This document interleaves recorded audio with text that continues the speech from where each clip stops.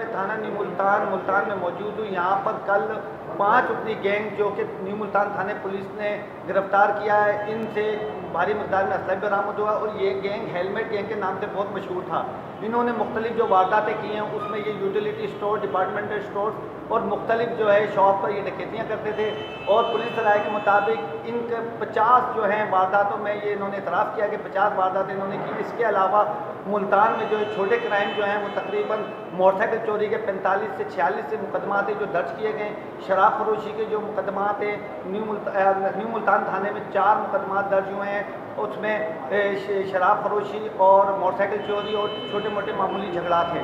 इस पर जो पूरे मुल्तान में 32 थानों की रिपोर्ट जो है उसमें ये कि टोटल 46 जो FIR हैं वो छोटी मोटी चोरीज़ की हैं। उसके बाद मोबाइल चोरी की FIR हैं और उसके बाद जो है जो मोटरसाइकिल चोरी वो 13 FIR है जो मोटरसाइकिलों की दर्ज की गई 1 अक्टूबर से 5 अक्टूबर तक। इसके अलावा जो कल ये जो गैंग पकड़ा गया है इन मुल्ज़िमान ने मज़ीद एतराफ़ करना है और मुल्ज़िमान ने जो ये 5 मुल्ज़िमान गिरफ़्तार किए गए हैं। अभी इंकशाफ किया जा रहा है कि 2 मुल्ज़िमान जो फ़रार हैं उनकी गिरफ़्तारी के लिए पुलिस छापे मार रही है। जी।